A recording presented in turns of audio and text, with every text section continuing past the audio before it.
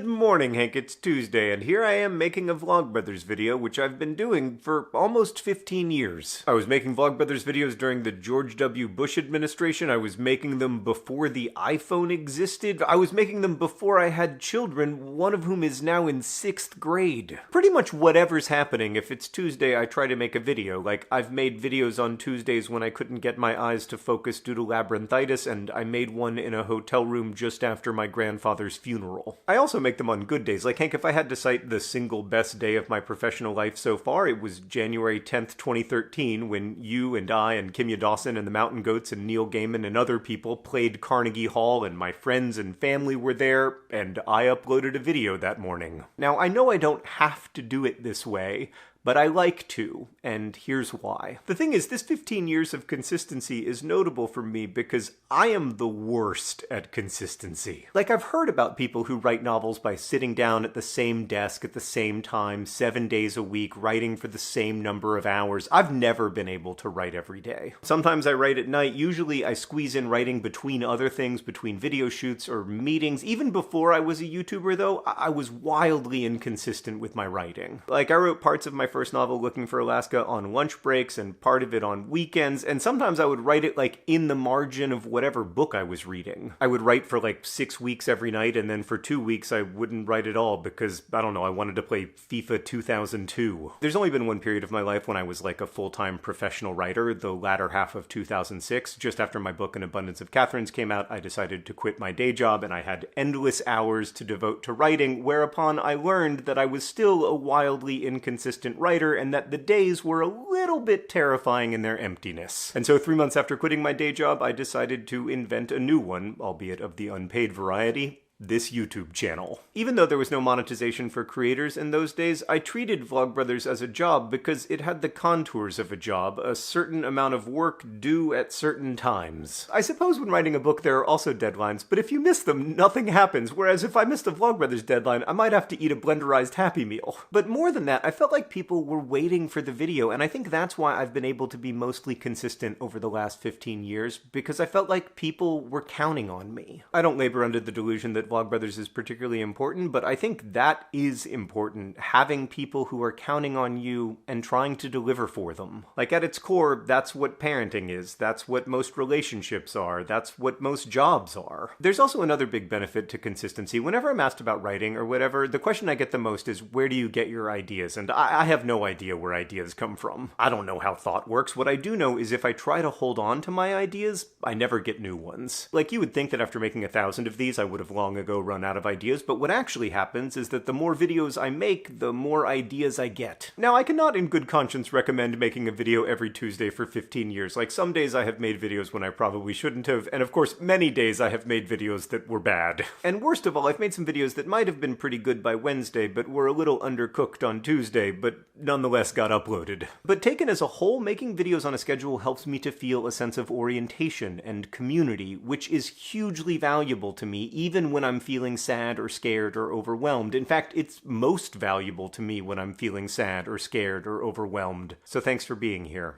It means a lot to me. Hank, I will see you on Friday, and you will see me on Tuesday, and long may it continue. With occasional vacation days, of course.